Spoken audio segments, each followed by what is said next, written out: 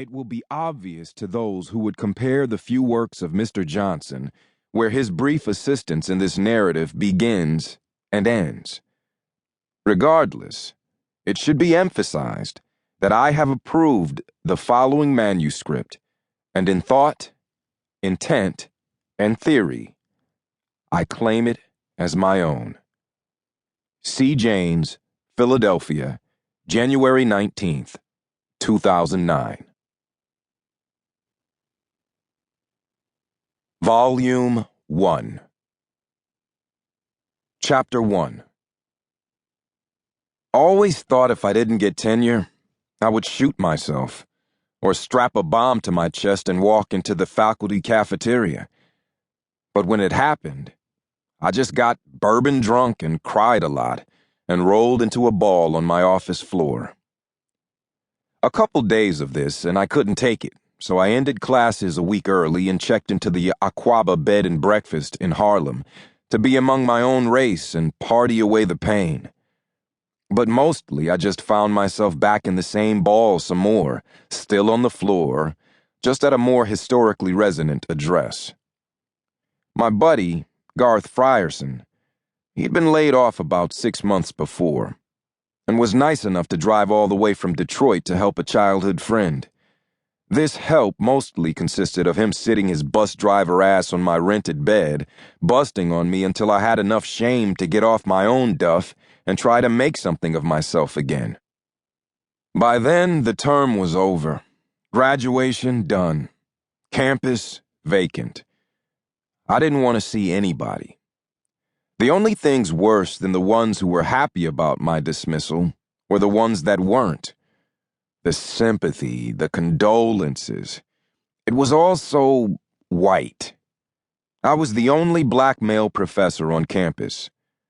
Professor of African American Literature. Professional Negro. Over the years since my original hire, I pushed away from that and insisted on teaching American literature in general, following a path toward my passion, toward Edgar Allan Poe. Specifically, I offered the course, Dancing with the Darkies, Whiteness in the Literary Mind, twice a year, regardless of enrollment. In regard to the number of students who chose to attend the seminar, I must say in my defense that the greatest ideas are often presented to empty chairs.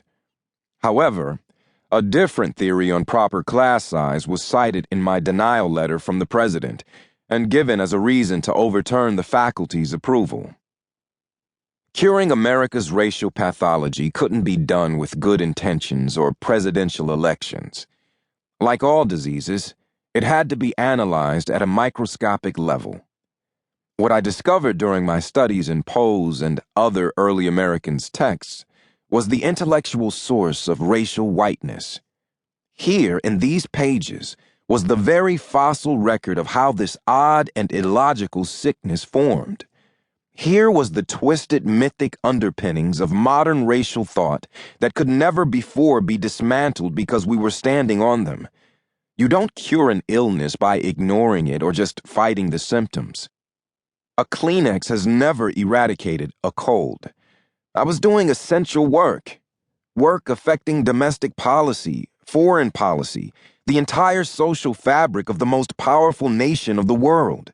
Work that related directly to the way we lived our daily lives and perceived reality itself.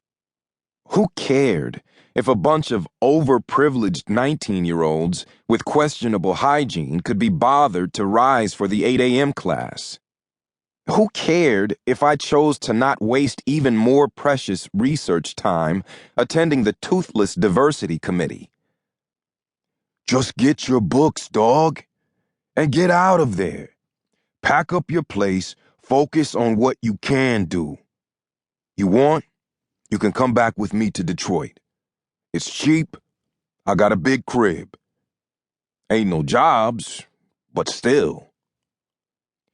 Garth and I drove up the Taconic in the rain. I was still drunk, and the wet road was like lines on a snake's back, and my stomach was going to spill.